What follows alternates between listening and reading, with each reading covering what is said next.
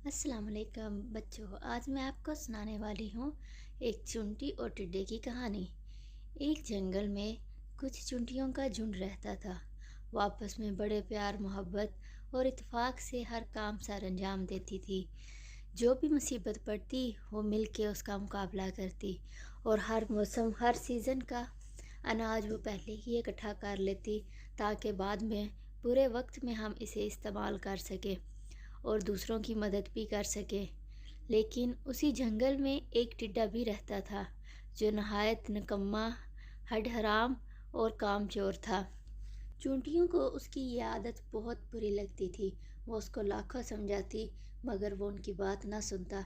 एक दिन तमाम चूंटियाँ अपने काम में मगन थी कि टिड्डा आया। कहने लगा, चलो आओ चूंटी, हम जंगल में जाके खेलते हैं।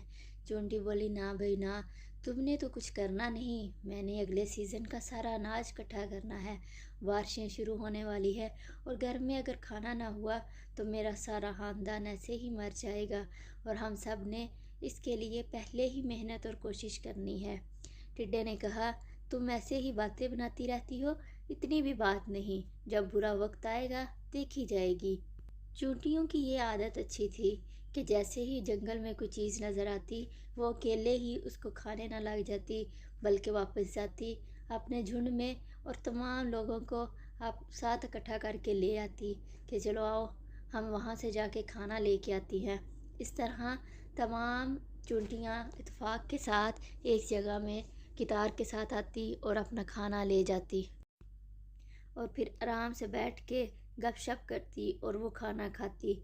ऐसे ही दिन गुज़रते गए और चूंटियाँ इसी इत्तेफाक और मोहब्बत के साथ टाइम गुजार रही थी और अपना आने वाले वक्त का अनाज इकट्ठा कर रही थी। जबकि दूसरी तरफ टिड्डा खेलने में मशगूल था। उसे किसी चीज़ की परवाह ही ना थी, जैसे उसे पता ही ना था कि बुरा वक्त भी आने वाला है, अच्छे के बाद बुरा भी तो आ सकता है। लेकिन टिड्डा अपनी ही मर्जी में मगन था। चूंटियों ने उसे बड़ा समझाया लेकिन वो ना माना। फिर चूंटियों ने कहा, तुम बाद में ना कहना कि मुझे कुछ दिया क्यों।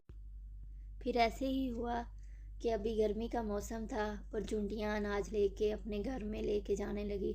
टिड्डा उनको जाते वक्त भी देख रहा था लेकिन उसे देख के फिर भी अकल ना आई और वो वैसे ही अपनी जगह पर जमा रहा और उसे पता था कि वो बाद में कुछ ना कुछ कर लेगा।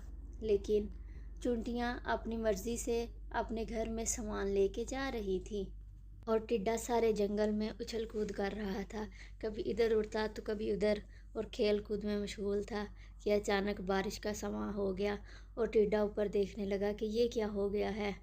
चूंटियाँ तो सारा अनाज अपने घर में ले गई थी लेकिन टिड्डे के पास कुछ भी ना बचा था।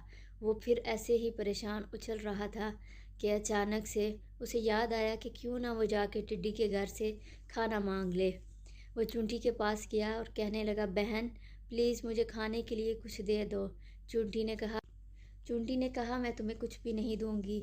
लेकिन उसने मिन्नत समाजत की और चूंटी को तरस आ गया और उसने उसे खाना दे दिया।